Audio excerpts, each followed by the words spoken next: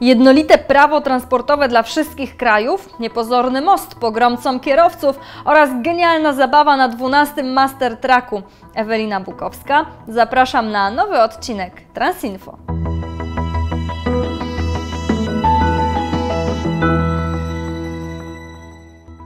Komisja Europejska chce, aby w Unii Europejskiej obowiązywały równe i wspólne zasady dla firm zajmujących się transportem międzynarodowym, w tym dotyczące płacy minimalnej.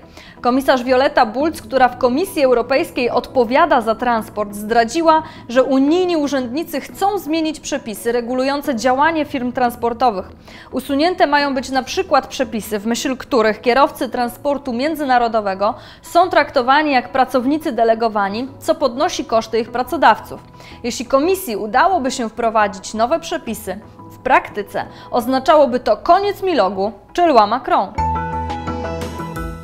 Mierzy dokładnie 3,55 m i wygląda na niepozorny most, ale jest uznawany za pogromcę nieostrożnych kierowców busów i ciężarówek. Mowa o moście w amerykańskim mieście Durham.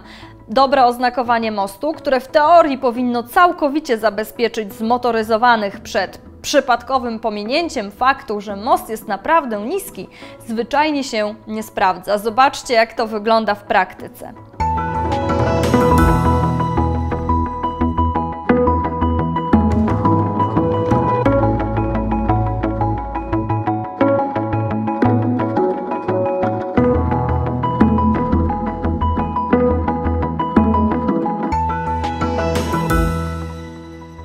Dwunasta impreza z serii Master Track już za nami. To bez wątpienia jedna z najważniejszych obowiązkowych pozycji w kalendarzu prawdziwych transportowców. Najpiękniejsze ciężarówki z całej Europy, pokazy tuningowe, koncerty, gry, zabawy i hektolitry złocistego płynu to już stałe elementy każdego Master Tracka. Nie inaczej było w tym roku.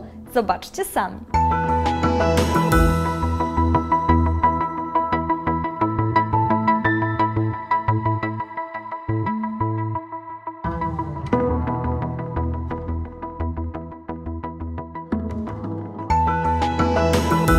W dzisiejszym odcinku Transinfo to już wszystko. Pamiętajcie, że najświeższe informacje z branży znajdziecie zawsze na Transplace.eu. Do zobaczenia!